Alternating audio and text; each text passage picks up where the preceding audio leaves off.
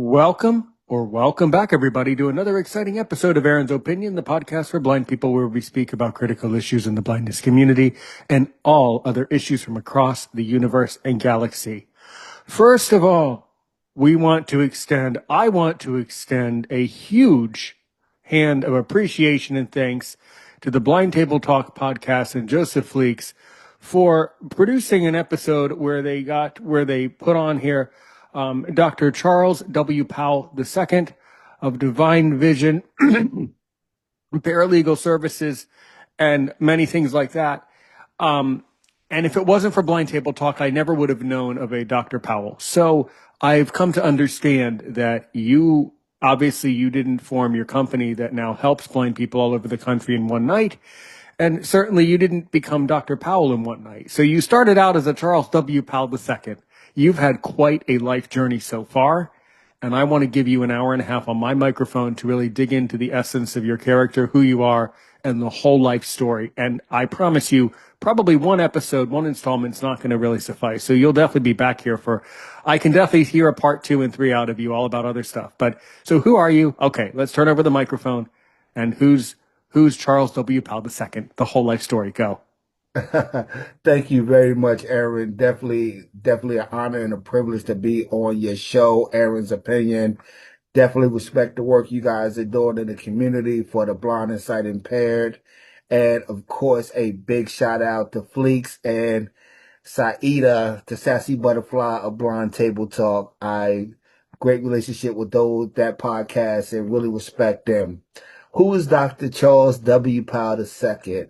First and foremost, I am a totally blind individual. I lost my sight 13 years ago, 2012, to retinitis pigmentosa, which everyone knows is a hereditary eye condition.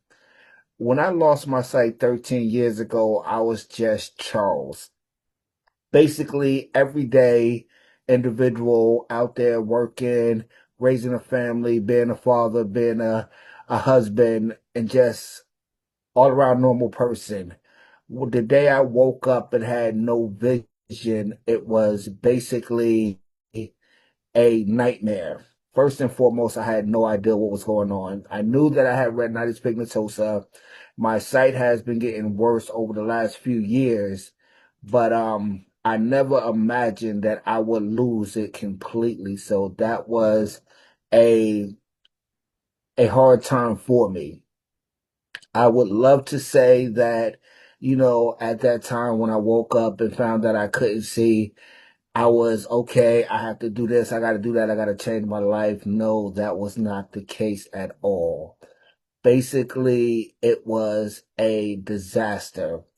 I screamed for my fiance. I didn't know what was going on. I had no idea what happened. So, of course, my fiance was running out, making appointments to my eye doctors, the specialists, and all of that, because I just thought it was something that was going to reverse itself, or it was just a temporary problem. So basically, when I found out that there was no reversing, that I was blind, that was a big, big life-changing event. I would love to sit here and tell your audience in the world that I was okay with that, but I really wasn't. I got mad at the world. I cried. I screamed. I went on a downward trajectory as a spiraling into the depths of depression and despair. I drank every day. I would wake up with a beer, wake up with a drink. If I can do it, if it was there, I was drinking it. I didn't care about nothing. I didn't care about no one or anything. At that time, my daughter was 5 years old. She was the light of my life, the joy of my world. I even neglected her. I didn't want to play. I didn't want to talk. My fiance, if she said good morning, it was a argument. If she said, is there anything I can do? My first thing was, yeah, you can give me my sight back. So every day, drinking, arguing, fighting, hating myself, hating the world. And people don't understand when you lose your sight, it's more than sight you're losing. I lost my whole identity. I didn't know who I was. I didn't know what I was going to do. I had no idea of what life had to offer. I truly would have never imagined I'll be sitting here today with the title Dr. Charles W. Powell. But that downward trajectory unfortunately lasted me a good 9 months to almost a year of basically drinking and just giving up on life. I didn't care about nothing or no one. So that was the beginning part. Af- So, so then what happened? So after all that, then what? After all that, I mean, it's amazing when you hear TV shows like the things out of mouths of babes or what children will say or the funniest things children can say. They don't tell you the things that a child can say that will break anyone. My daughter asked me one day, Daddy, why don't you love me no more? Why don't you play with me no more? And every day up until that point, my excuse was, I'm blind. I can't do it. Daddy can't see. Daddy this, daddy that. I didn't want to. But my daughter was very persistent. She would nag me every day. She would say, Daddy, I'll close my eyes and I'll be blind like you and we can still play. And that was the catalyst that broke my back. That was the straw that broke. I mean, here's a little girl with so much ambition. She didn't see me as a blind individual. She still just see me as her dad. So that right there gave me a sense of purpose. And I was like, okay, I have to deal with this. So I cut back on the drinking. I started looking into different things. Well, I may as well say my fiance started researching, retinitis pigmentosa, blindness, and, different organizations. She found the organization, the National Federation of the Blind. She found a chapter which was right here in our community in the little town that we live in West Virginia. She reached out to these people. She found out when their next meeting was, and she took me to it. Now, mind you, I did not want to, I don't know these people. I did not want to go to this meeting. I'm still fighting the fact of the reality that I'm blind. I didn't want nothing to do with these people. I don't know them. I don't care what they got to say. But just for the strength of, trying to rebuild, I went to the meeting. When we went into this meeting, it was so crazy because one of the biggest things that I was fighting with was the telephone. I was used to text messaging. I was used to everything on my phone. Now, mind you, I wasn't a young child when I lost my sight. I was in my early 40s. So basically, I had a whole life full of sight. I knew everything I knew was done by sight. So when we went to this meeting, the first thing that my fiance noticed was everyone in this meeting had a smartphone. And I'm like, impossible. So I asked one of the members, can I see the phone and what kind of phone was it? And of course, it was the miraculous iPhone. It's like big up to Apple iPhone because it's very accessible. Um, I asked to see it, and when I heard Siri talk for the first time, I was amazed. This individual was just swiping left and right and showing me everything. When my biggest thing was, how am I going to send a text message or, just get phone calls? I was about to go out and buy me a flip phone that I can just fill the buttons and call people. And I wasn't worrying about text messages. So basically, I got involved with the National Federation of the Blind. I left that meeting and went and got me an iPhone that day. And just playing with that iPhone let me know that, okay, maybe life is not over. Maybe it's not, the end of life. This little phone can make a difference. Let's see what else I can learn. From there, my fiance did more research, found the Division of Vocational Rehabilitation here in West Virginia.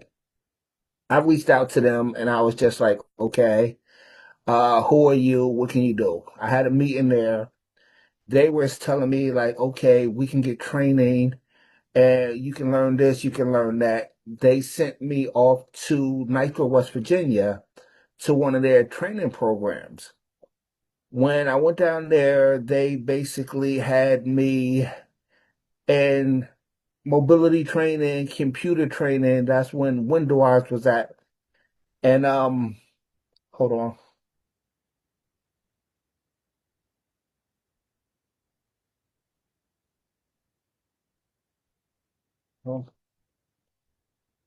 Hold on 1 second. Can we pause the recording, please? I gotta Sure, take. sure. Yes, we'll pause here. Hold on.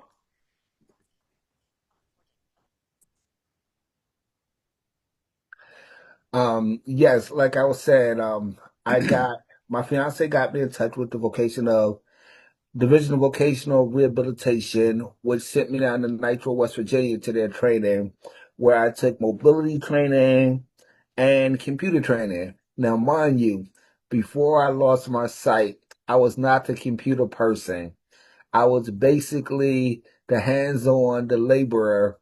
I wasn't even on social media at that time. I didn't even have a Facebook account because the computer just wasn't my thing.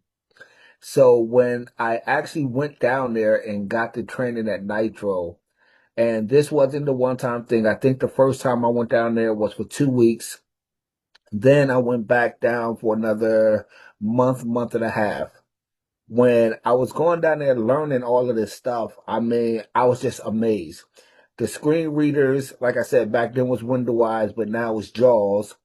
But between the mobility training, the screen readers, and the assistive technology, the bill identifiers, the Victor reader, things that they're showing me was like really amazing. So I appreciated that. And the more I learned through that, the more that my vision became clearer. I had a vision that I can make a difference. I can live without sight. So the more I learned on the computer, I came back home and my fiance again doing research. I found the Hadley School for the Blind out of Illinois. I reached out to them. I started taking little classes with them for little certificates such as typing and keyboarding, um, business law, things like that. I was just taking little certificate programs that's learning the computer, seeing what I can do. Now, all of this was in the mind that, okay, I want to go back to work. I don't want to sit here and just depend on, disability benefits for my financial stability and to feed my family. So as I went through Hadley, I know that Hadley is a recognized school in the blind community, but telling people that I have a certificate in keyboarding and a certificate in what they call business law 1 and 2, it really it really didn't impress them and didn't move them to give me the job. So the whole time I'm still thinking like, okay, I appreciate that the disability benefits are out there and they was helping, but what I was getting, I'm a family man. I'm a grown man. I couldn't live off of it. So we're still going through the day-to-day life. I'm adjusting. It's been like a year and a half now since I lost my sight. And I was adjusting to it. I was really getting the hang of the white cane, getting the hang of, dressing myself and doing different things. And I was just now, my focus was on adapting or reinventing my life. We went to a festival called the Blackberry Festival here in West Virginia. And I'm around the crowd. My daughter and my fiance is leading me around. We're enjoying the festival, and there's a young lady out there, Kimberly Blair. She was the admissions representative for the West Virginia Business College. The woman changed my life. She stopped my fiance and was making a pitch to my fiance to join the business college because they had a medical program and a paralegal certificate program. Now, my wife was already in the medical field. She was already a nurse, so she wasn't interested, but I was listening. While she was doing a pitch for my fiance, I was listening. And I questioned about the paralegal certificate program. And it was just a conversation, and we went on and enjoyed the rest of the festival. And then, when we got home, me and my fiance, we was talking about it, and I was like, okay, paralegal. I don't need sight to do that job. I think I can do this because I grew up in Plainfield, New Jersey, and Brooklyn, New York. And I had a couple of experiences with the law where people in the neighborhood was falsely accused or they was arrested or whatever. So everybody was a $5 lawyer back then on the corner. If you lived in the projects or you lived in the inner city, everybody thought they knew more about the law than what they actually did. So one day, me and my fiance went down to the West Virginia Business College,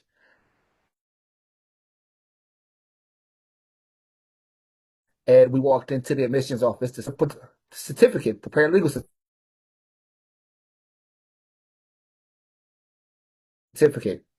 Her first thing was, "Hey, what gives you that, what gives you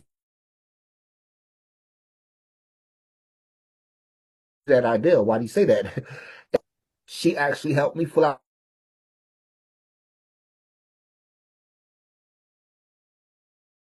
the paperwork, and I actually got, I think, 2 or 3 weeks.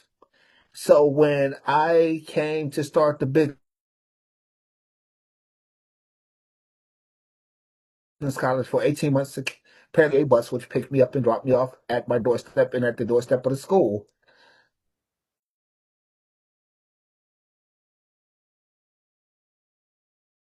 walk of the school.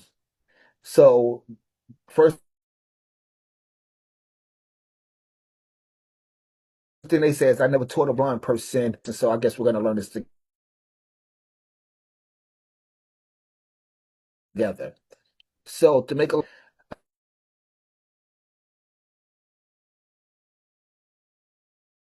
administrative assistant who worked, she helped me do things that I love system down, and then gave me a sighted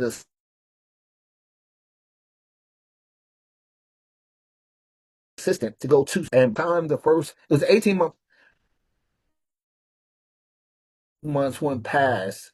Me and the professors and my sighted assistant, I learned about, the digital talking books from Bookshare, which is the educational textbooks. I learned about the Victor Reader, which I could take notes on and play back. I could record the lectures and everything. So we basically made it through the business college. When I got up to about 16 to 17 months, like a month and a half or 2 months before I was due to complete that course to get my little certificate. I'm really excited at this time because I'm going to have a paralegal certificate. I can hopefully get a job with that. I was invited down to Salem University, which is the big college that's associated with the business college. It's in Salem, West Virginia. And I was invited to come to the campus. And at that time, I was just like, okay, I get a free day out of school just to go visit a college campus. And I don't got no work to do. So I'm good. Me and my sighted assistant, he drove me down there. And since I was in paralegal, I met the dean of the criminal justice program, Dr. Cam Lounsbury, very respectful, highly educated man. He was putting on his crime house, which is well known that is a house on the campus that they will have a crime take place in there. And he will take his students through. He'll have his students go through there who's in a criminal justice program, and they supposed to evaluate the scene and tell them what happened. So again, I was heard of. The dean of the program, the criminal justice program, had already heard I was coming, and he walked me through the crime house himself personally. It was me, him, and my sighted assistants, and he told me everything that was in the house. He described everything to me.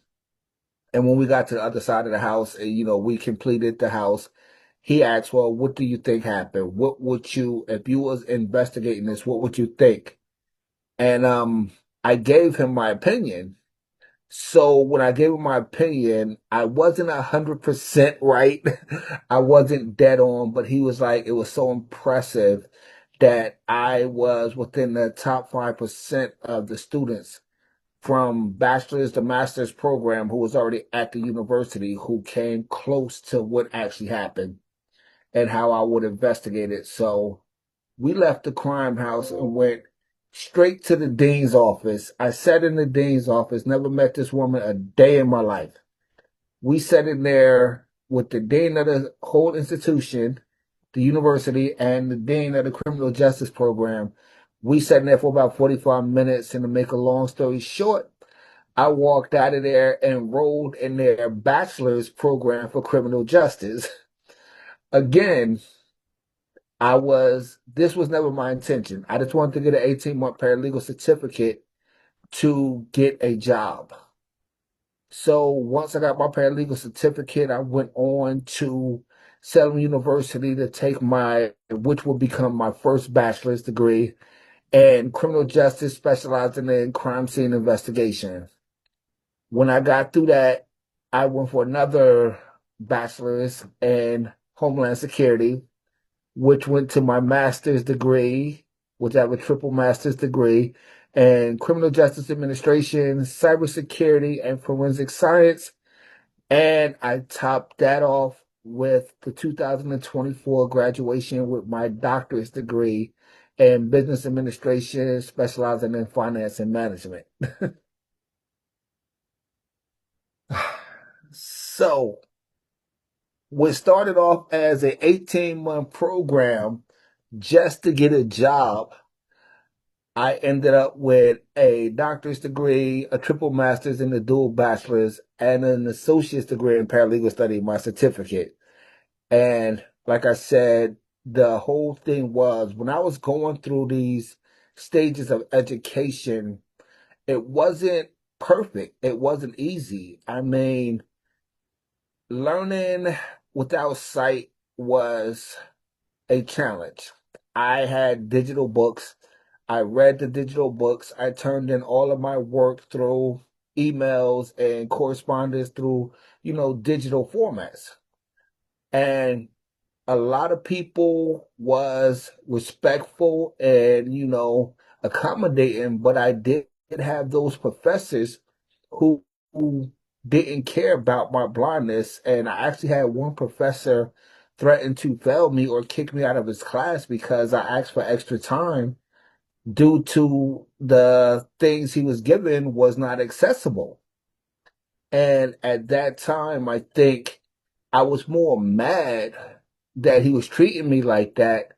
And that made me look into when he kept saying what he was saying, he's going to fail me, I'm going to have to drop the course. I knew that wasn't right. So again, I researched the Americans with Disabilities Act. I found out that, okay, you're right. You can't do that. So I sent the email to the dean. I went to my advocate office on campus, and I like, look, what he's doing is wrong and it's not fair to me. Now, since I'm the first blind student that came through this school, he figured that, okay, he don't have to change nothing because it's my responsibility. But in reality, it was his responsibility. So I think that was the first move that I made that really got me interested in advocacy. Now, mind you, I was doing all of this to get a job. And when I finished my second bachelor's, I sent out resumes to every law firm, every legal, anything to do with law. I sent out a resume to within a 20-mile radius to where I lived. And once I sent my resumes out, I got phone calls, I got emails, I got invited to interview. But once I walked into those interviews, it seemed like the whole atmosphere changed. It seems like when they seen the cane, the sunglasses, and that I was blind, it seemed like all of the interest went out the window. I did the interview. I went home. I sent the thank you letter, email for, having me in for the interview. And I was looking forward to hearing from so on. But unfortunately, a lot of those places I did not hear from. In one instance, I actually knew someone who told me to apply for this law firm because they actually worked there in a different position, and they thought that I would be a great fit. And this law firm, when I sent them my resume, oh my God, they called, they emailed. If I couldn't make it in this week, they're like, when could you make it in? And when I actually made it in, the same thing happened. The atmosphere changed. And then I heard from the same individual who asked me to apply that they hired someone else with not even a paralegal certificate, with no experience in the law industry at all. So I kind of figured then I was going to have a problem. Regardless of the education I had, people were still not going to give me the opportunity that I requested.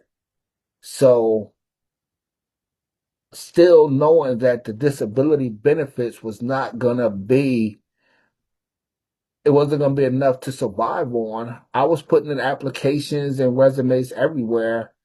I came across that Chick-fil-A was hiring for a dishwasher. Now, mind you, at this time, I have a dual bachelor's and I'm working on my first master's. And I put my application in at Chick-fil-A. I called up there and I'm like, listen, I understand that you're hiring for a dishwasher. And the manager said, yes, I am. And, we talked and I told them, to be totally transparent, I am blind. She was like, what? I'm blind. And then they said visually impaired, which I hate that name. I will get into that a little bit later, but I hate when they say visually impaired. But she still told me to come in for an interview. I went up there. I sat with the young lady who was the manager. She called another manager out there. We talked, and their whole thing is you're blind. So I had to do something that, was going to turn the tables. I'm like, listen, if you can take me back to where I will be working at, explain what's around me and what I'll be doing, I can tell you if I can do it or not. So they took me to the back in the wash area. It was a simple, small, I would say 10 feet by 10 feet area. I mean, it wasn't big at all. The dishwasher wasn't, I knew that I can get a method to getting this done. So after they showed me that, we went back and talked at the table, and I told them, I'm like, listen, right now you have no one. You give me 3 weeks. If I can't do it or live up to your expectations, what are you losing? You have no one washing dishes right now. So I know that I'm better than nothing. So, I guess it was that initiative and that determination that, they gave me the job as dishwasher. Long story short, I stayed there for like a year and a half, almost 2 years. And I think still today, I'm considered one of the best dishwashers that they had. Now, at this time, I'm still in school. I'm washing dishes at night. I'm still going to school for my triple masters at this time. And I got to the point when I was coming up on my third master's, I was like, okay, 2021, I was just to the point. In August of 2021, I opened up Devine Visions Consulting and Paralegal Services, LLC. Basically, I got tired of applying for these jobs in law offices and law firms and legal aids. So I'm like, okay, if you're not going to give me a job, I'm going to create my own job. I'm going to be a business owner. Now, at the time, I don't know that much about business. So we opened Devine Visions in 2021. I'm still in school and I'm still washing dishes. I get a couple of people asking, okay, we made our cards, we put up social media posts, and we're introducing Devine Visions Consulting and Paralegal Services, what we do in our education. So I'm getting a couple of people from the neighborhood talking about, well, do you do this? Do you do that? Legal research? Yes. Do you do legal document preparation? Yes. Do you know about disability law? Yes. So I was getting work, but it wasn't a lot of work. I'll get something for like, okay, I'll prepare legal documents for you for like $150 per document. Or I can do this research for this much. It wasn't steady. So I'm still washing dishes and going to school at the same time. December 2021, January 2022, I had talked to my fiance. I'm like, okay, I got all this education. I'm about to finish up my last master's degree. I got a business started. Legally, on paper, we are a business, but I'm not doing nothing with the business. I'm not focusing where I need to because I'm washing dishes for that steady paycheck. So I made the, decision in January 2022 to quit my dishwashing job and to throw all of my focus on, Devine Visions. I'm taking a leap now. I'm gonna just leave a regular paycheck and reach out on Devine Visions. So I started into that. January, I'm on social media. I'm promoting myself. I'm putting out business cards. I'm talking to everyone. I'm getting business, but I'm not getting the business that I think I'm gonna need to, you know, survive and be financially stable.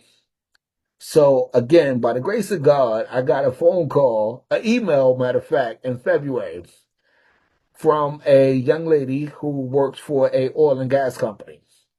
And this individual told me, well, I seen your profile on Indeed.com. We are interested for you to come in as a legal position, and the oil and gas company that they represented, it was exciting because it's one of the largest in the country. So I'm running Devine Visions. I quit my dishwashing job. So right now I can tell them up front, like, look, thank you, but no thank you. I'm blind, so I'm doing my thing right now. And when I told her that, she's like, you're blind? I'm like, yes. And I was ready to hear, a bunch of excuses why I can't come in for the interview. But she said, well, I respect what you're saying. I respect the fact that you're working on your own business, but could you come in for this interview anyway? Could we have a conversation? So my theory is a conversation don't hurt no one. It don't cost me nothing. It's not going to hurt no one. So I went to the interview. I walked in the interview and the two office managers was in there. So at this time, I'm like, okay, I sit down. We're talking, a couple of questions. And within 10 minutes in the interview, both of them stopped me from talking and said, could you excuse us for a minute? And then I was like, here we go. They like, would you like a coffee or water? And I'm like, nah. And in my mind, I'm just like, whatever. Here we go again. I'm ready to grab my briefcase and my cane and walk out the door. When they came back in, they actually asked me, they're like, well, do you mind if another coworker sits in on this interview? To me, I'm like, okay, is your interview? Sure. The young man introduced himself, first name only, shook my hand and sat down. I didn't hear nothing else from this individual the whole time. Now, this interview lasted, mind you, about 45 minutes to an hour. When we got to the point where they told me, this is what we do, how would you do it? I took out my laptop, I turned it on, turned my hotspot on, and the first thing that they heard was Jaws. I logged into my Jaws and I got on my computer. Now they're captivated because they never seen or heard about Jaws. I said, okay, what do you do? Oil and gas law. I started researching oil and gas law. I was like, what do you want to know? While I'm researching this and showing them that I'm capable, they're listening to Jaws and they're just amazed. Then they was like, okay. And they gave me a couple of futile tasks, like minor tasks to do. When I did it all, I explained what Jaws was and what it was doing and how I use it. And I told them, in an office setting, I'll use earphones or a headset. So we got that out the way. We finished up the interview. They thanked me for coming in. And I left there. When I left there, I did the routine always. Sent in the thank you message, the email, thanking them for having me in for the job, and went about my merry way. They told me they'd get back to me within that week. So I'm all excited now because I have the opportunity to get a job. But I didn't let it go to my head. So I went home and continued to run Devine Visions. So I didn't hear nothing that week. And unfortunately, I didn't hear nothing the following week. But the week after that, I got an email and the lady she sent me the email apologizing that they haven't gotten back in touch with me. And the one of the office managers was sick, the one who's supposed to call me. She was out for a week and a half, 2 weeks. And they asked when can I start. So I ended up starting the following Monday. And it was so funny because when I got to the office, I got there and I met the office managers that I had the interview with. And when they were showing me to my office, I heard the young man who came in, and of course I was so happy to hear a voice that I knew. I was like, "Hey, how you doing?" And such and such, such and such. And he was like, "Well, Charles, I'll be with you in a second." So the office manager showed me into my office, introduced me to a couple of people who was gonna be working on my team. And one of the individuals who came in, they asked that I know the individual that I spoke to in the hallway. And I was like, yeah, I mean, he was in my interview. And before they can go any further, that individual knocked on my office door and he came in. And the other individual left out. He shut the door and he actually introduced himself. He was actually the CEO of the company. He was the owner of the company. And I was like, oh, I felt like really I felt stupid then because I'm acting like he just another employee, but this is the big boss. And he laughed it off and like he said he didn't introduce himself as that person, but he told me once he heard that his two office managers come in there and tell him that he had to come into this interview and listen to this man, he told me the first 5 minutes he sat there, he knew that he was going to hire me. He told me that the week that they gave me, I was going to start the following week if the office manager didn't get sick.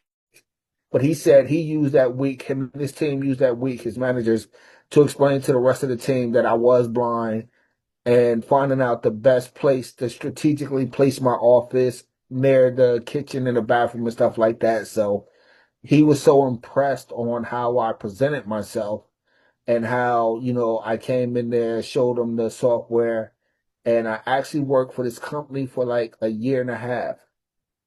At that time, I'm going for the time that I'm working for them, I'm still pursuing my doctorates in business because when I was running Devine Visions, I knew a lot about the law. Wasn't nothing you could tell me about the law from performing my job. But again, the strategic move I could not afford to hire the people to do the business aspect of my own business. So my thing was, okay, to learn business, I'm going to go for my doctorate degree in business. And while working at the oil and gas company, being a paralegal and a legal practitioner for that company, I was still running Divine Visions.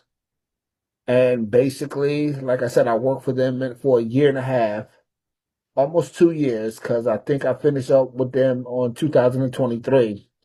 And from that point on, I have been just focusing Divine Visions and launching in 2022. I launched the Blind But Not Broken movement, which is a movement that I feel like the blind and sight impaired community really needed. And that's where we are now.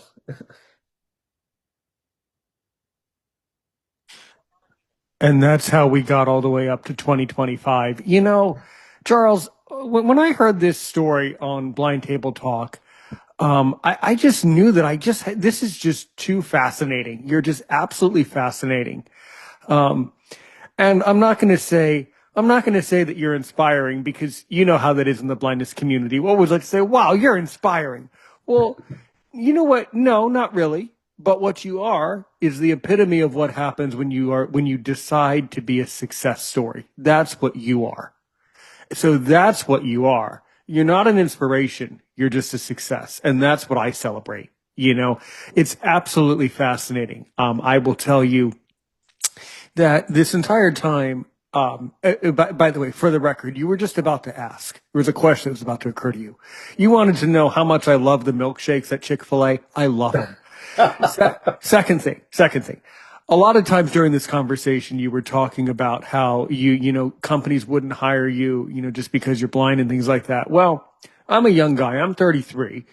And funny story, the same exact thing happened to me. And I learned very quickly, just as you did, that it seems as if some of us blind people just need to go about our own way in life and start our own companies and start our own businesses.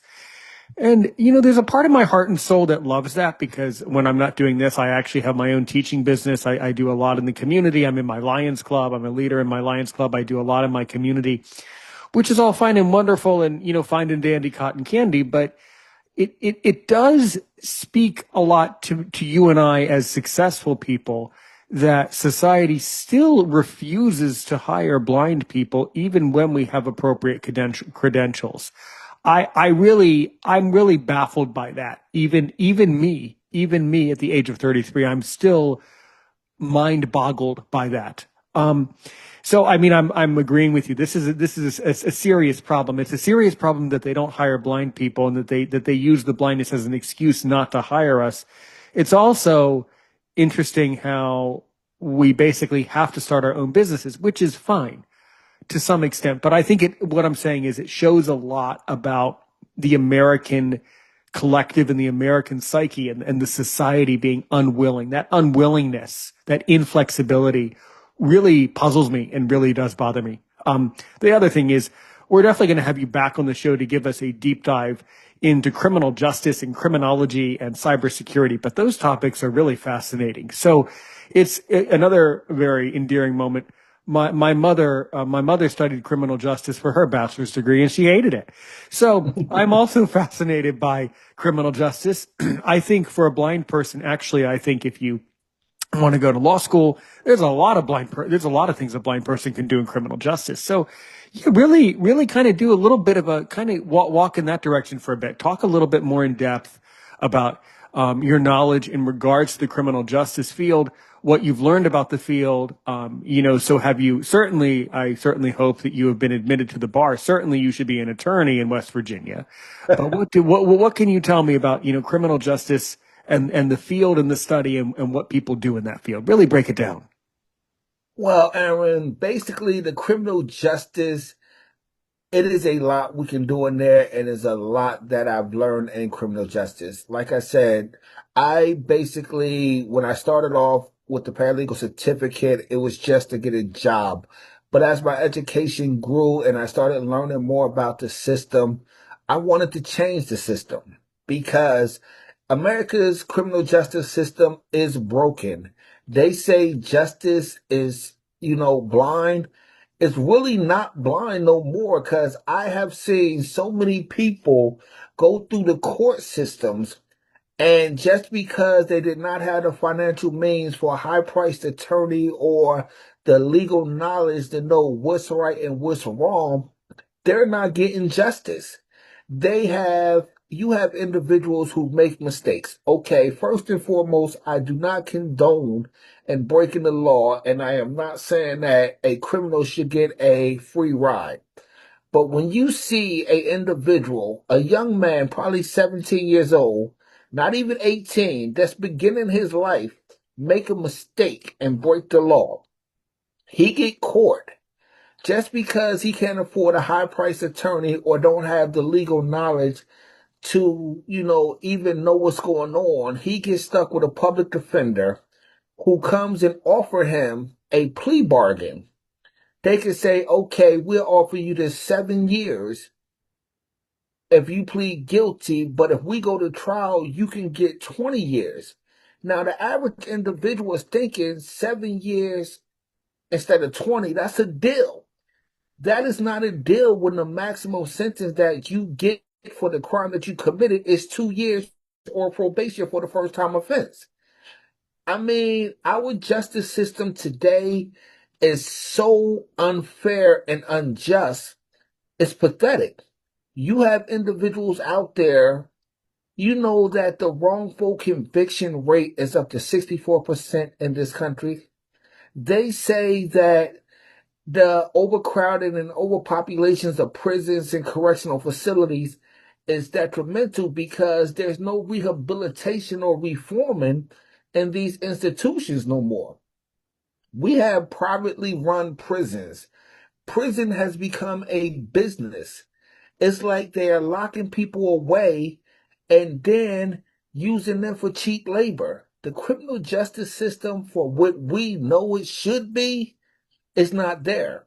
There's a shortage of lawyers. And I must state, for the record, legally, I am not a licensed attorney. Devine Visions Consulting and Paralegal Services is not a law firm. We do not provide legal advice, but we provide legal research, legal knowledge, legal translation, and legal document preparation. The criminal justice system, when you start to learn it, one is interesting because you know what's going on. When we think criminal justice or we think law, we think of criminals. But the law is so much more than criminals. For my doctoral thesis, my doctoral study, I wrote my dissertation on the financial challenges in law enforcement. We don't think about how the finances play a role in criminal justice. We don't think about, the equipment that can help the criminal justice system. As far as we come, like the DNA testing, the new technology, the new, advanced formats that can stop these errors. It's like if you get convicted of a crime 20 years ago and it was based on DNA, as soon as they say the word DNA, everybody thinks that was a perfect science. It's not a perfect science. It wasn't back then. It is not now. DNA can be corrupt. DNA can be misread. So when you think about the criminal justice system, what are we seeing? If a person's supposed to be innocent until proven guilty, why are they offering these outrageous and outlandish plea bargains to individuals? And it's sad to say, they're not bringing these plea bargains to the rich and the wealthy. They're bringing it to the financially challenged, the lower income. And it's no longer a black and white thing like everybody want to say. They say, oh, the criminal justice is hard on the black people in the ghetto, this, and that. No, the criminal justice is about the have and the have-nots right now. And as long as we allow this to happen, we are in trouble. If our children are being caught up in the wrong place, the wrong time, or they simply make a bad decision and get involved with the criminal justice system, should they sacrifice the rest of their life for that? I mean, honestly, we have all been young, carefree, and plainly stupid at times. I done a lot of things in my past that I regret. And if I would have got caught for those things, it probably would have turned out worse than it would have done. But again, I am no way condoning the breaking of any laws. But if you're going to provide justice, make sure it's equal across the board. Don't tell me when you have an individual out there who broke a law, if you steal a sandwich because you haven't eaten in 5 days and you hungry, the sandwich cost $5. Petty theft. No guns, no, it wasn't a robbery. You shoplifted because you was hungry. But now you got to go to jail for 3 years, where in the law it says under the statute that petty theft, okay, you get a fine, community service. But now you have prosecutors and lawyers offering plea bargains for 3 years. You're telling a person, I'm going to give you 3 years because you have not ate in 5 days. And then when you take this individual and put him in the criminal justice system, which they are supposed to reform and rehabilitate, they come out worse than they went in. If you take if you take a first time offender and unjustly put them in jail for more time than the law say that they should be there, you're putting them in prisons with hardened criminals. So they got to adjust to their environment to survive the time that you unjustly gave them. So if you take them and put them away for 3 years, when that sweet kid come out of jail within 3 years, come out of prison, he's a hardened man. He's a hardened criminal. Every day in there, he has to survive. You're not giving him education while he's in there. You're not teaching him a trade while he's in there to re-enter into society as a productive member. You're throwing him in there with other hardened criminals where he has to learn to survive in the jungle, so when he comes back out, he's going to be even worse. You have those who go in and who takes the initiative to be like, okay, I don't want to go back to jail. So I'm going to change my life. But again, with the criminal justice system, let's look at it like this. You and I both have seen it. I have family members who's in jail wearing $400 sneakers. I have family members who's in jail who will write and ask me to send them a TV, to send them money for a conversation, send them food packages. I'm like, one, you're in prison. Why do you got on $400 sneakers? Why do you need a TV in your cell? Why do you need this, and that? Read a book. If society at large and the criminal justice system is making it so comfortable in jail, there's no deterrent. People don't care about going to jail because some of them live better in jail than they do on the street.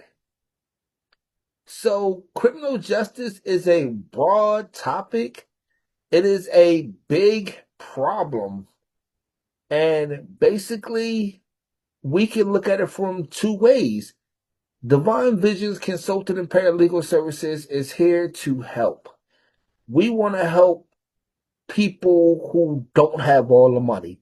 We don't want to have you taking out a second mortgage because your grandson, your granddaughter, your son, or your daughter have made a mistake and you got to pay this high-priced lawyer, when really, only thing you need to do is file a certain paperwork or have certain knowledge, and you can take care of it at a much cheaper rate. So when you talk criminal justice, we can go on for hours of the interestedness in it, the politics of it. The criminal justice system in America is not about justice no more. It's politics and finance. And that is sad. We replace rehabilitation and reform with the words politics and finance. Now, is that fair to those who are being unjustly sentenced or unjustly incarcerated? No. Is it fair that we have an individual who is actually innocent, but they can't afford the financial, responsibilities to get that high priced lawyer, to get the research done that they need? No. And that is where Devine Visions come in.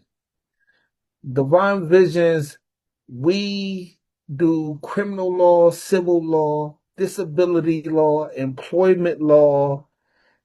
We do it all. We research, we create documentation. We do business law. If you wanted to do a business and start a business, we can file all the paperwork. We can tell you what it is. We can explain to you how to go about it, the structuring of your business.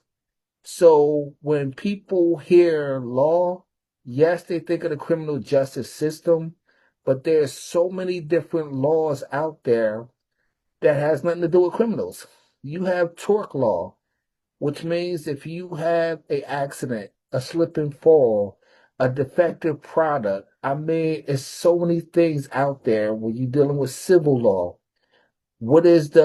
Can your landlord evict you for this reason?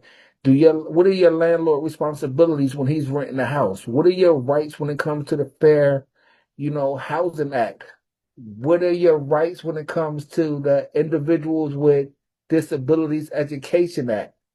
So when you talk in law or you talk in criminal justice, it's so many different aspects that we can look at, which I said, like I say, we can go on for days with. Yeah, absolutely. You are so right. You are so right. How many public speaking classes have you taken? Because you speak beautifully. I could listen to you all day. You have a beautiful way of organizing your thoughts and the way you deliver your speech. You are so gifted in that, and I really mean it. Many people don't have public speaking skills, but you have them. Like wow.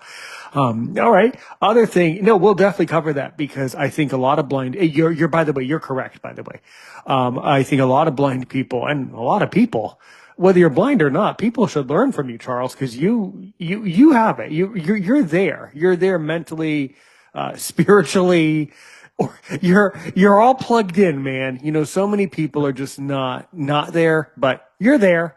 You know, what about the other topic? Speaking of a business that makes a lot of money for companies, what about this whole cybersecurity stuff? Kind of walk in that direction for a bit. That's because cybersecurity, that's a business too. Holy moly. Talk about cybersecurity. First to answer your question, how many public speaking classes that I have took in my life? None. I I had a feeling. just, Yeah. I just basically, I am me. I am what you get. Take off the doctor title, take out the education.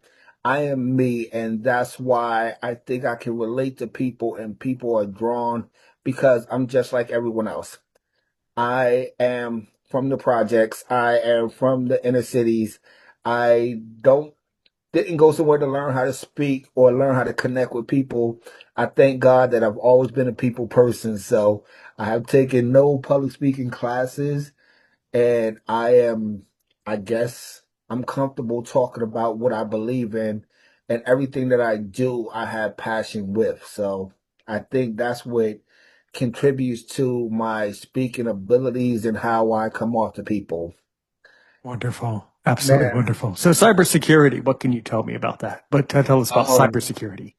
cybersecurity is basically a degree and a job that will never go away. Everything now is digital. We're on a computer so much. We're on our smartphones, our tablets so much, and we have no idea what the risk that we're taking. Every time that we enter our credit card number to purchase something from Walmart or Amazon, it is a risk of a hacker getting that information and financially destroying you. Cybersecurity basically can teach you or either check your system to make sure you are secure and to make sure that, it's different things that you look out for or you um use your computer for, like the different defenders, the software defenders, the cyber attacks and things of that nature. Cybersecurity has a multifaceted or multi-dimensional definition. When we talk about cybersecurity, we can teach things such as how to keep your computer safe, what things you need to look for when you're in using public Wi-Fi. And that's one of the things that I never ever hardly do. I don't use hotspots that's from stores or different places, even the library, because if you're on a public Wi-Fi, you are taking a risk every time you log into your computer with all of your private information. Me, myself personally, if I'm not home on my personal Wi-Fi or internet, I have my own portable hotspot, which I am the only one that's on it, me or my daughter at the time, of course. But if you're on a public internet or a hotspot, anyone who's connected to that hotspot can have access to your computer and all of your information if they know what buttons to hit or what combination of clicks to make. Cybersecurity, it teaches you not only how to protect yourself online, but you can do diagnostics tests and you can basically see how secure it is. Any websites or any domains that you go on. And another thing that people does not think about in cybersecurity, a lot of the things that's not accessible with screen readers or, due to the blind and sight impaired, we learned they're not labeled in there to say this is how you make a website, accessible, but in the different courses or different classes we had in cybersecurity, it has helped me, navigate different websites that's not usually, accessible to the blind and sight impaired or accessible with screen readers. Cybersecurity is another one of those topics that it just don't mean one thing. When you think of cybersecurity, you think of hackers, you think of keeping yourself safe, but it teaches you way more than that. It teaches you the breakdown of the systems that we're using. It teaches you the digital aspects of reality. Like if we go on to Facebook or any social media site, we are putting up information and we're opening ourselves up that you can never take that back. A lot of people feel like if you send an email or you put a social media post up, if you don't like it, you delete it. But that is some things that will stay up there. It's never deleted out of the cyber world. The cyber fear is basically a big cloud that you cannot delete nothing from. Once it's out there, it's out there. I have this discussion with, you know, younger women or younger men or the younger generation. When you're putting pictures up, when you're putting things on social media, you basically need to think before you do it, because if this is something that you don't want the whole world having access to forever, don't do it. If I am online, especially in social media or any other, applications, I put out there exactly what I want to put out there, and I make sure it's not opening myself up to it, because you can do something as simple as take a picture of where you live. If someone can get that picture and break it down to the microscopic, dimensions of it, they can see everything behind you. They can see the address you have on. They can look at the type of lock you have on your front door, if it's a computer lock or if it's one of those smart locks, which I do not recommend for anyone because they can be hacked very easily. The security on the smart locks and things of that nature, this is your house you're talking about. Okay, in the old days, we had people who knew how to pick a lock and get into your house. And it may sound crazy right now, but it will take people less time to hack your digital locks on your home than it will take someone to pick your deadbolt. You are at more risk of lacking security with an electronic lock than you are with an old-fashioned deadbolt. So, as much as they say they teach cybersecurity to benefit and to help protect people, every class that I took in cybersecurity to learn how to defend against hackers, the hackers took 10 more classes that make them better at breaking my defenses than I can defend it. You will hear so many times when people go through and they have degrees in cybersecurity, there are more who take those degrees and use them for the wrong reasons than there are that they do for the right reason. You can never have 100% security with digital or online formats. The best thing that we can do is learn how to protect ourselves to the best of our ability. But again, it's like the law. As much as society make laws or, we make stronger laws, the criminals find ways to break them. They find loopholes. It's same with cybersecurity. I can tell you how to protect yourself online or how to protect your computer, but nothing is 100%. All knowledge is great. Knowledge is the foundation of, everything, but there will never be 100% secure space online. If you're in the cyber world, you can learn to protect yourself. You can learn to keep things up to date. You can do all the diagnostics and analytics that you know how, but there's no guarantee that you're always going to be safe online. So the biggest thing is we're moving towards a digital future. Everything is digital now. It may be more convenient. It may be more quicker, but I will never say that it's more secure or more safer. I certainly hope that everybody in my audience listened to every word that he just said because that is so true, so accurate. We are no better off at very least. We are certainly not better off today as far as cybersecurity goes. And at most, we're in a very dangerous and a very unstable moment in cyber and personal security. And I completely agree. I could not agree more. And there's so many. I mean, just as well as I, Charles, there are so many videos on YouTube where people always say, and now I don't know any of these people personally, but there's all sorts of videos you can watch where, law enforcement police officers say, yeah, you're applying for the department, and then we do the background check. And then, well, we find out, whoa, you have this picture, that picture. My theory, I have a secret. I have a secret theory. Don't post your pictures online. Just don't do it. Just don't post the picture. There would be, or at very least, if it's a picture of just normal stuff. Okay, having a barbecue, 4th of July celebration, everybody's normal, just with your family and friends. That's fine. Keep it to your friends on Facebook. Post it Right. to a specific audience, but don't share. Number one, your friends don't really, to be really blunt with you, your friends don't give a damn about how great you look in the picture anyway. So don't share it with them either. Nobody really wants to see that. Nobody wants to see it. And it will almost always come back and haunt you, almost 101% of the time.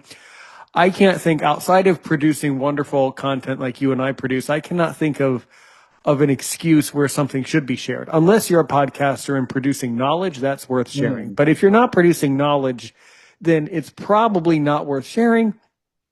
And it probably will come back to haunt you in the future, almost certainly. But I also think in these trying times that this is something that we need to deal with as a society. I mean, not only is it telling people don't share that picture, it's also deciding over a period of time how we approach sharing pictures. So that one's a two-way street too. Over time we'll decide, well, here are the rules, here are the social norms. We're changing so much in our society. It's truly, truly terrifying. And I'm concerned as a successful blind person, just like you. I'm concerned for all the people around me who don't want to work and don't want to make a contribution.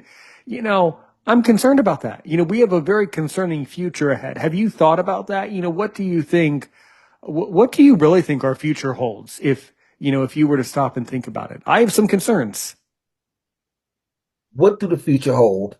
Are we talking in the aspects of the blind and sight impaired community or society as a whole? All of the above. Okay, let's start with the one that we hold near and dear, the blind and sight impaired community. Our future, to me, if I had it my way, it will hold every opportunity that a sighted person have. This gives me the perfect opportunity to jump into the blind but not broken movement. What is the blind but not broken movement is exactly what it sounds like. I am out educating and informing society as a whole that we may be blind, but we are not broken. I am promoting the knowledge, the facts on how there are blind individuals out there qualified and educated and still getting looked over for jobs, housing, education, everything that we are allowed and we do. From the Blind But Not Broken movement, I am steadily posting and promoting it on social media. And I'm not telling you what I think. I'm not going up there saying I think just because I'm blind, I should do this, this, and that. What I put up what I can do, what I have done, and what the law says I'm entitled to. I've been doing the Blind But Not Broken movement now almost 4 years, and we are starting to get recognized. People such as yourself, the Blind Table Talk. We are the Blind Chick Podcast. We are going nationwide. And when I go out there and I go into the blind social media groups and I see a hashtag blind but not broken, or I see the hashtag blind but not broken from a sighted person not too long ago, and that just makes me feel like, okay, now we are making process. I have companies looking at the fact that, okay, why we can get this individual an opportunity when they don't know about the blind community, when you got it in their face.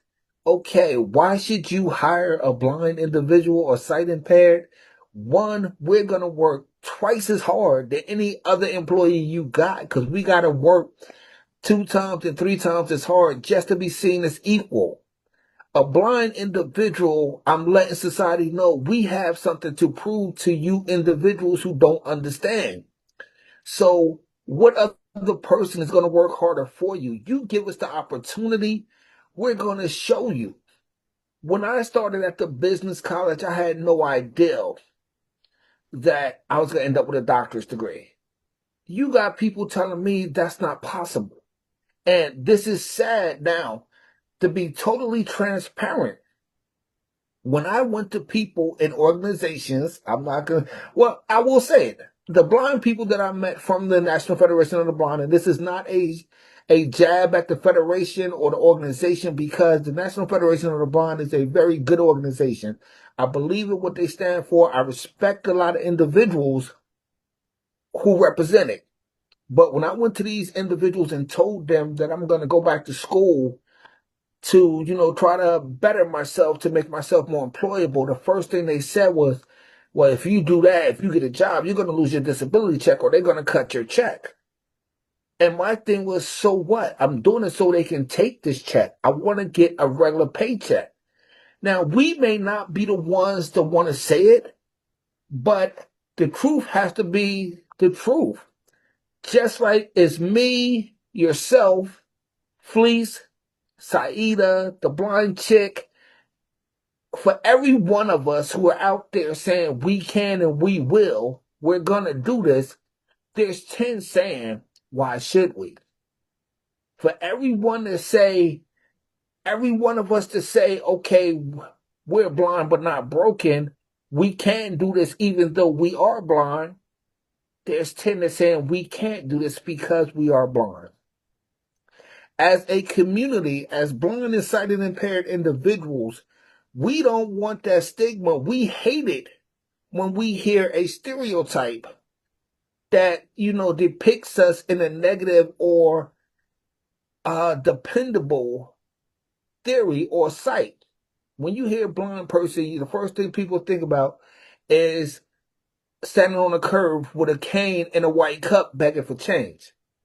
When you hear blindness in a restaurant, you think about, people sitting there spilling food all over their place, making a mess because they can't see. When you hear the stereotypes, now this is one that I hate. Oh, you got a blind person. Who dressed that person? Did that person get dressed by a blind person or they get dressed in the dark this morning? I hate to hear those stereotypes. But as every time individuals like yourself and I are out there breaking those stereotypes, there's 10 others that make that stereotype real. These stereotypes was not born, I can say they were born out of lack of knowledge or lack of education about blind and sighted impaired people. But I can also say that it's some blind and sighted impaired people who made those stereotypes a reality. I've heard blind people tell me, well, I get up, grab a pair of shorts, pair of jeans, pair of pants, a shirt, and a pair of shoes and run outside. I like, well, do you take thought of what they look like? I can't see it, so why do I care? I'd have been at restaurants with blind people who sitting there eating, knowing they making a mess. And when you say something and someone say, well, you spilled that on your shirt or you dropped something, well, I'm blind. They got to understand that. No, they don't. You don't have to do that. When I wake up, I hate when people say to my fiance, she hated, oh, you dressed him nice today. He looked good today. She be like, he dressed himself. He a grown man.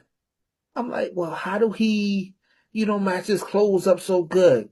It's called colorino. We got color identifiers. We got technology that helps us.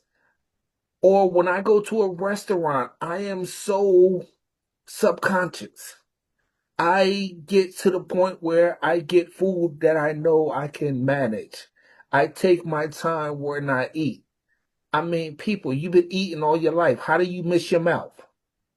We don't want to say, so many people want to play the victim because they are blind and they want those stereotypes to be a reality that they don't care. So again, when we at the Blind But Not Broken movement, everything that we fight for is to educate society, to inform society about our capabilities or even, little things about us so they won't see us that way. But again, as much as we strive to say, okay, give us the job, give us the opportunity, we want to work. There's 10 more people out there who saying, I'm not going to work. I want them to raise the disability benefits. I want them to raise the checks. And then you have society who want to be out there. Well, we work for our disability and our retirement fund. I don't think a blind person should get disability. I don't think they should be living off the government. And at the same time, you have employers who won't hire us because we're blind. People, you can't have it both ways. You can't say we don't deserve a check when you don't give us the opportunity to work for our living. And for those blind individuals and sight impaired individuals out there, you're not, you're not, you're not, you can work. We have if you want to do something, the determination and the dedication and discipline you put within yourself, you can do it. We have telecommunications. Everybody say, okay, we can work in telecommunications. You got the BISM industry that they got the sewing factory. They got blind jobs out there now. I don't agree with that. A blind person must say, okay, only thing I can do is telecommunication or work at one of the blind factories. No, you can do anything you want to do. Educate yourself, prepare yourself, and show these people. When I went out there and I felt like, okay, you're not hiring me because I'm blind.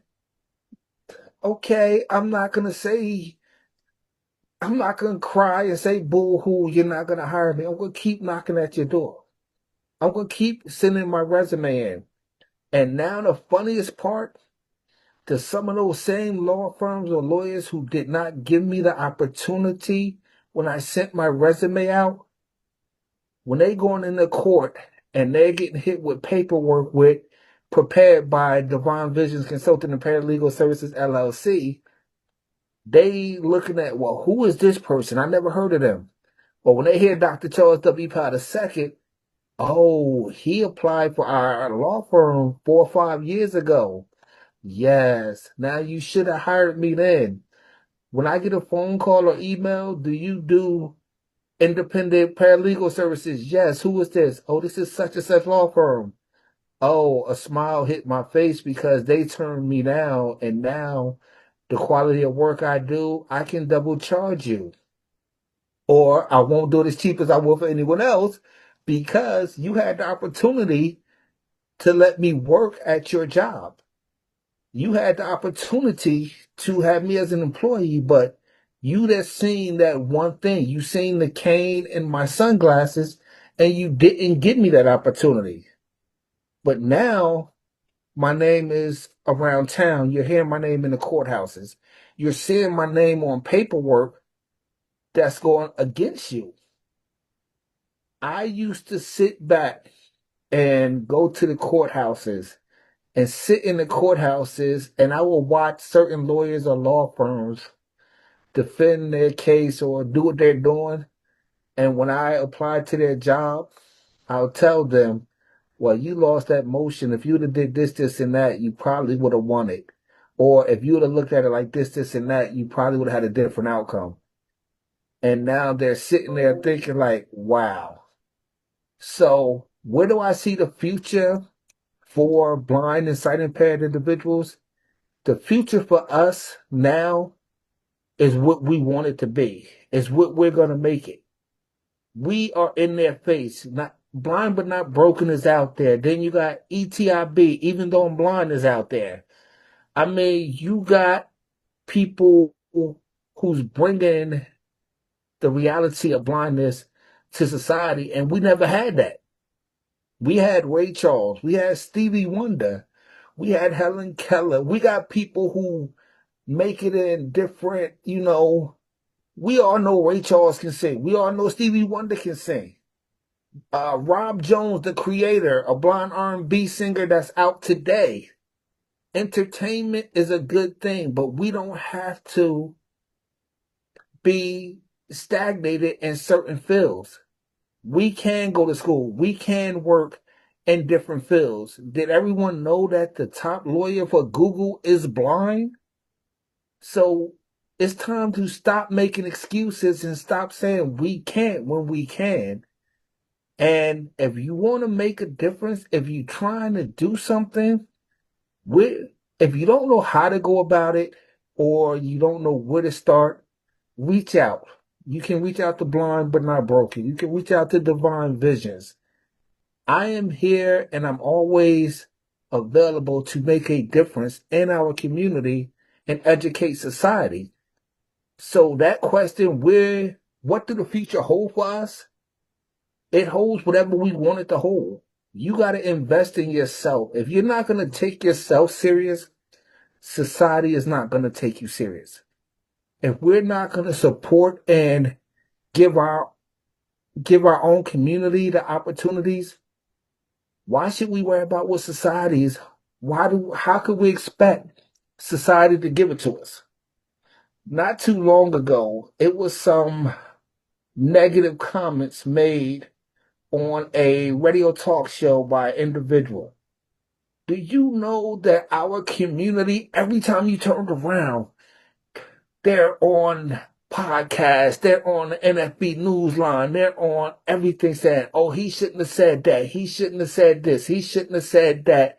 Just because this individual was a star or quote unquote fame and recognition, I didn't give that individual the time of day. I never brought up his name. I never addressed the comments that he made.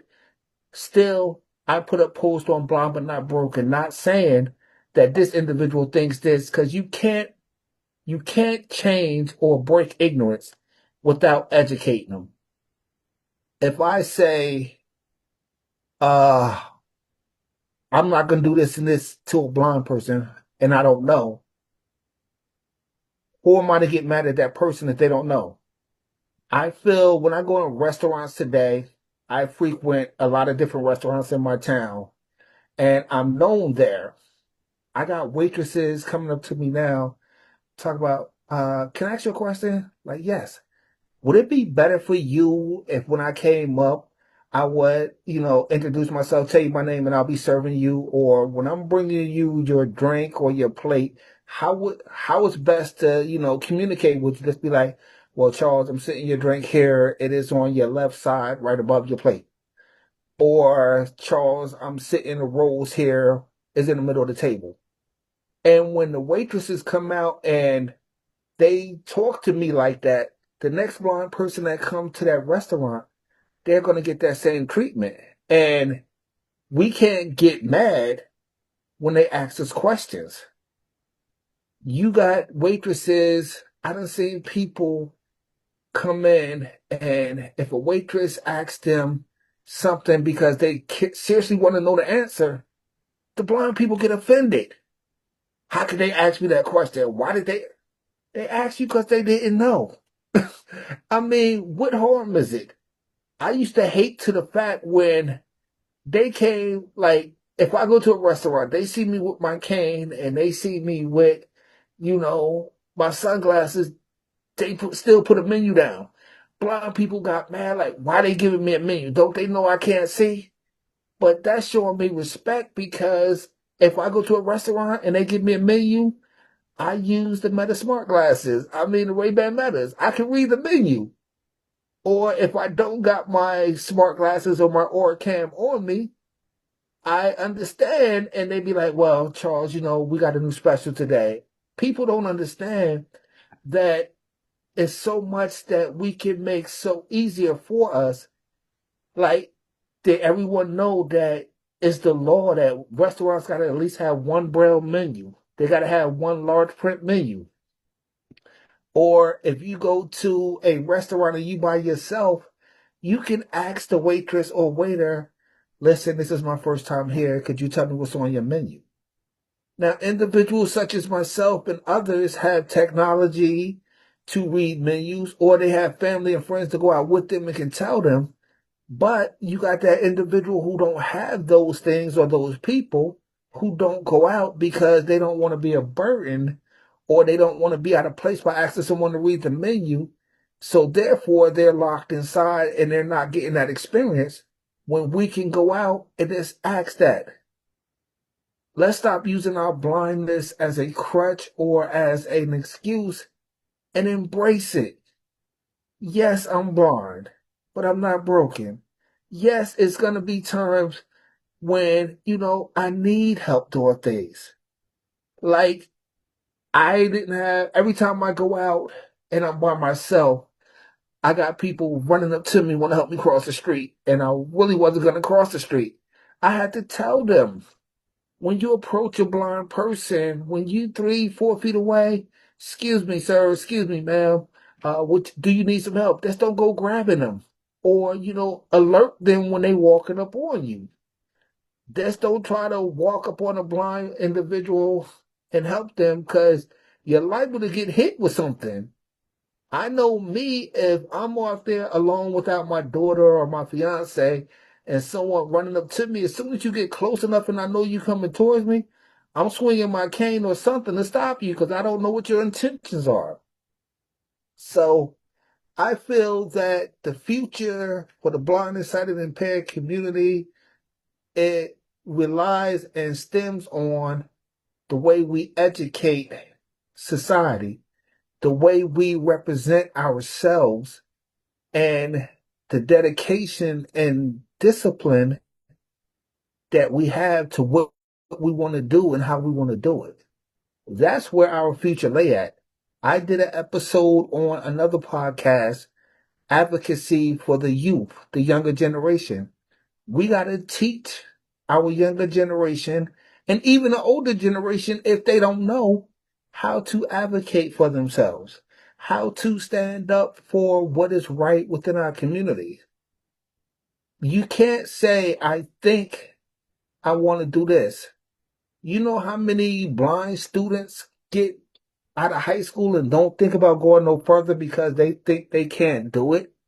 You know how many blind people out there who don't start podcasts because they can't do it? I feel like it's time for people like yourself and I and other people from the blind and sight impaired community to go back and show these younger generations, show people that it can be done. We are quick. Every year they have a NFL, NBA, MLB. They got draft for all the top athletes coming out of college. They got everything going on for that. So we don't have to be athletes. Where is it for the scholars? Where is it for the success stories? Like Aaron's Opinion, your podcast, you're putting it out there, your listeners.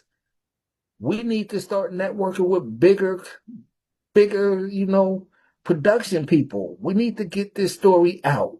Not my story, not your story, not the blind chick story, not blind table talk story. We need to get the story of educating the people in society that we're blind, but we're not broken. We're not disabled. We're different. I don't call my blindness is not a disability. It's a differability, because I just do things different. I'm not disabled. I'm different. And that difference makes me unique. And that's basically how the future is going to go. If we want to change the time, it's just like everything else. We got to make change, be the catalyst of change. Again, the future for the blind and sight impaired is what we make it. And we first need to destroy and demolish all the negative stereotypes and stop trying to be so politically correct. Like, I'm blind. I am not vision impaired. When you say I'm vision impaired, you say I don't have a vision. I do. My vision was never so clear until I lost my sight. I may not have a vision that can see the world and the colors and the beauty of it, but I have a vision that will change the world. So we as the blind community, take away vision impaired and put sight impaired. Our sight is impaired. Our vision is a vision to be equal and be treated the same as everyone else. And if anybody has forgotten what you're listening to, you're listening to Aaron's Opinion. My name is Aaron Richmond, and from my heart to yours, I support your message. I got to tell you the truth, as I always do. I'm not politically correct about anything I say. Actually, most of the thoughts that are in my head are never politically correct. That's why I think them. But I will tell you something that's accurate. Either this is the truth or it's just an opinion. I've been interviewing many successful people, blind and sighted, for the past 5 years, and I will never stop interviewing people because interviewing people is my calling. Nothing makes me happier than to produce knowledge for other people. But I also have to tell you the truth. I have not had someone on this show who has done a more eloquent, beautiful, humble, and powerful way of explaining things that are so true. The way you talk is so beautiful, and it's so true. You've got it. And that's just what I want to say. I also want to say that before we walk to the end of a beautiful episode of Aaron's Opinion, and this was a beautiful one, my God, ooh la la, you're there. You truly, I'm not exaggerating. I'm truly touched. I mean, yeah, okay. You're not inspirational because we don't like to say that, but yeah, you're inspirational. Okay. You're definitely blind, but definitely not broken. I mean, if you were sighted, I would still hire you because of your spirit. But what I really want to know, Charles W. Powell II, if you can ask me only one question to really make me sweat to see if I'm worth my salt as a podcaster, and trust me, I don't know, is not going to suffice. What do you really want to ask me? About Okay. me, about my podcast, about who I am as a person. What do you really want to know?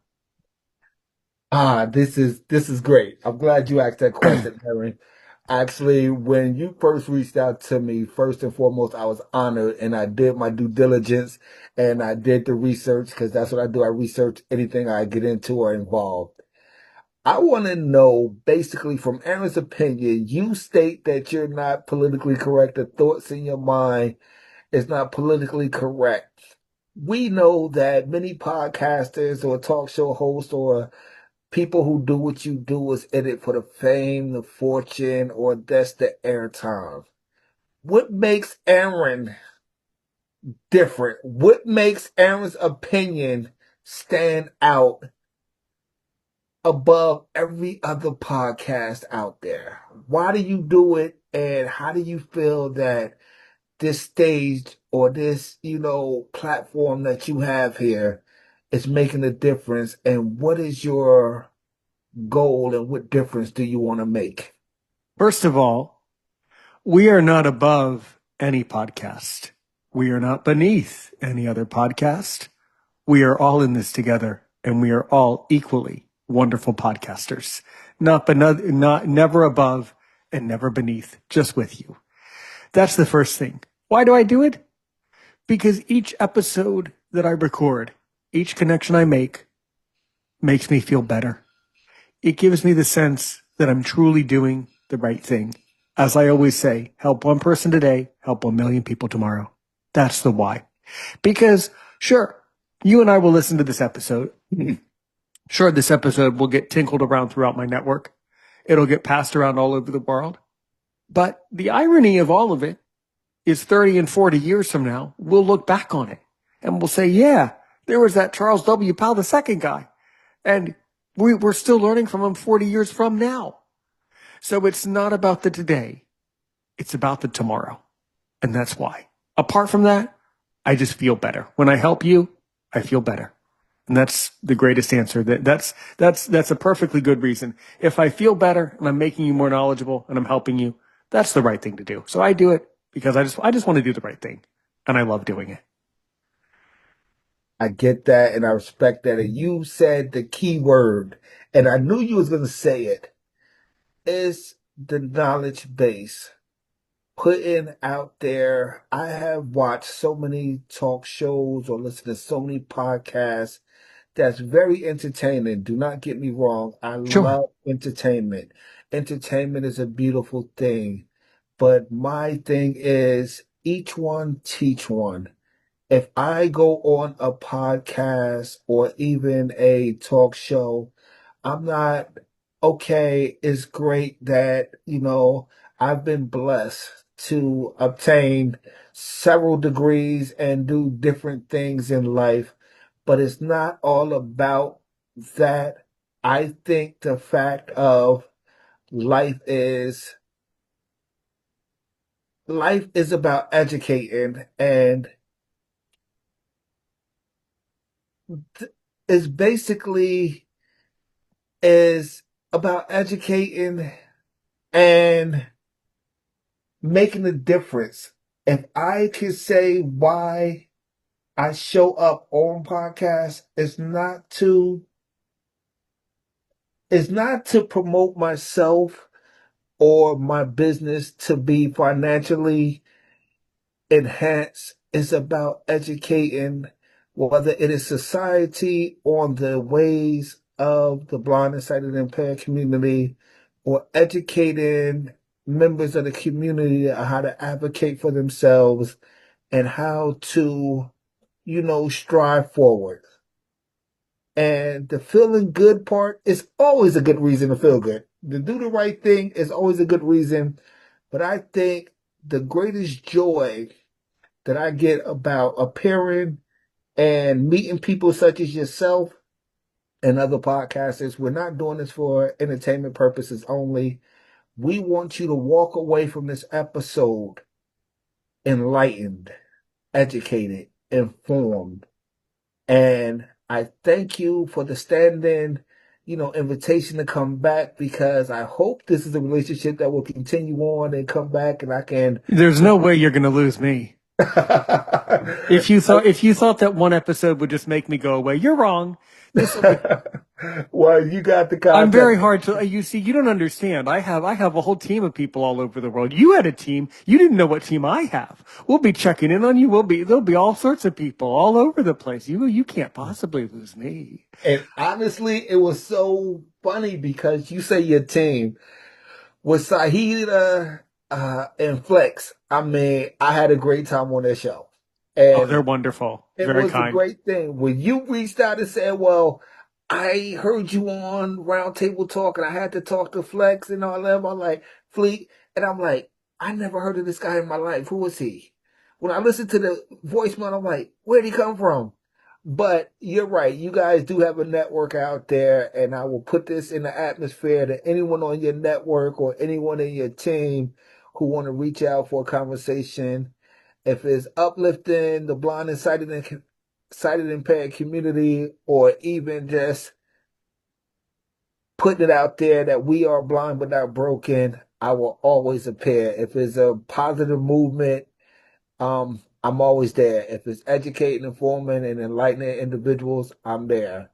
Not saying that I won't do a strictly entertainment podcast, but honestly, I don't You go are to. very, by the way, you're very entertaining too. The way you deliver your knowledge is so fun. You need to be a professor. I would take a lecture class from you. The way you deliver is so fun and so kind, just so sweet. Like the way you deliver, I understand you, and we'll certainly put the description into the episode. We'll certainly put the description to make sure that I also can promise you that other parents of blind children will certainly want to learn about your company and what you do, because you were very right. There's a lot of people that there's a lot of people that need your knowledge, that desperately need knowledge. And this is a disturbing problem that I'm seeing more and more frequently. So we'll certainly put this in the episode description.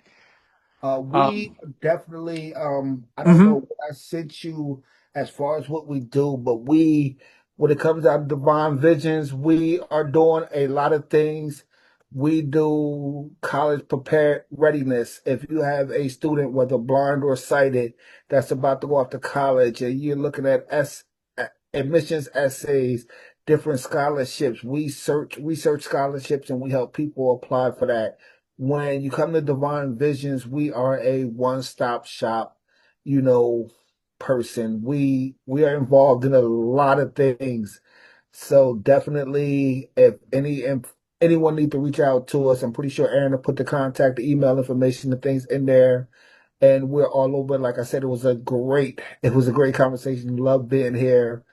And if there's anything, advocacy or anything out there within the community and outside of the community, I'm always willing to help. And one thing I would like to say to, if you're listening to this podcast with Aaron out and myself, whether you're blind or sighted, I will always be a representative of the blind and sight impaired community, but my services is open to everyone. This is not a us versus them. Society, stop looking at us and them. We are all one. We are all one society. So many times I hear members of the blind and sight impaired community always say, oh, them sighted people or them blind people. Stop making it a difference. We are all God's children. We are all people. Society has a thing to make a us and them. It has since back in time. It used to be a black and white thing. It used to be a rich and poor thing. Now it's a sight and blind thing. Stop it, people. When you read the Constitution, it says we the people, not we the black, not we the white, not we the blind, not we the sighted, not we the rich, not we the poor. It's we the people. If we can get over that hurdle and stop classifying and separating one another, we can move forward as one. Because the state that the world, society is in, stop looking at each other as being different and look at the big picture. What is going to be best for us as a whole? We are the people. We are all the children of the Most High. So we need to stop basically making it us versus them. That is old. That is dead. That's one of the stereotypes I want to destroy. It's not sighted. It's not blind. We are all people. We are all doing the same thing, trying to maintain and survive this craziness that we call life. There you go. Absolutely. All right, everybody. Well, thank you so much. That I could not have asked for better in my entire existence. Really, I'm not exaggerating. Thank you so much. We'll certainly keep in touch. If you can just stay here for another minute or so after I end this, that would be good. But until next time, thank you so much. He's Dr. Charles W. Powell II, Divine Visions. I'm Aaron Richmond from Aaron's Opinion. That was a blast. We will certainly be back next time. And as we always like to say, to remind ourselves of why we're doing all these wonderful things, it's always to help one person today, help 1 million people tomorrow.